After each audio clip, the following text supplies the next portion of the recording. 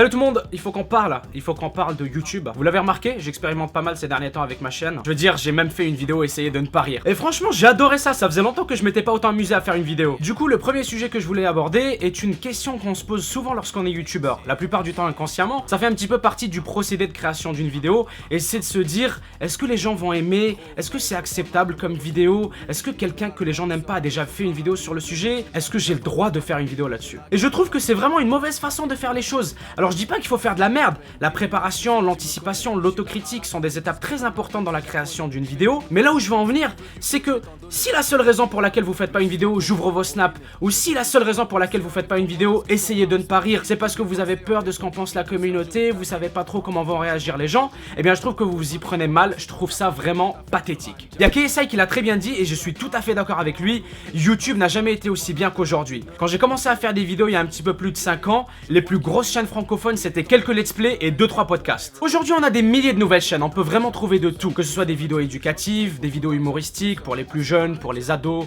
pour les adultes, on peut y trouver des vidéos intellectuelles, des vidéos sur la littérature ou bien même des vidéos sur la cuisine. C'est tout ce choix, toute cette diversité, c'est ce vaste catalogue qui fait la force de YouTube. Vous savez, je vous dis tout ça et encore une fois après 5 ans de présence sur YouTube, je peux vous dire que c'est rien de nouveau. Je parle de cette tendance annuelle de dire YouTube c'est mort, YouTube court vers sa perte, la fin de YouTube est proche. Du coup, si vous avez envie de faire des vlogs, si vous avez envie de faire des challenges, des tags, si vous avez envie de vous filmer en train de dormir, faites-le. Ne vous laissez pas intimider par ces personnes qui ont un complexe de supériorité ou un complexe d'infériorité. Je sais pas, je suis pas psychologue, c'est juste mon ressenti. Ces gens-là font du contenu comme un autre, parce que même si on a chacun nos objectifs personnels, etc., on vise les mêmes accomplissements, c'est-à-dire un certain nombre de vues, un certain nombre d'abonnés et ultimement plus d'argent. Non pas que ce soit mal de faire de l'argent avec ce qu'on aime, loin de là. Au final, n'essayez pas de plaire à tout le monde. Une fois que vous aurez compris que c'est impossible, vous allez pouvoir commencer à faire ce que vous avez vraiment envie de faire. Personnellement, et c'est très récent, je n'ai vraiment plus l'impression de faire mes devoirs quand je fais une vidéo. Je veux juste partager un délire, je sais que ça plaira à certains, que ça déplaira à d'autres, mais bon,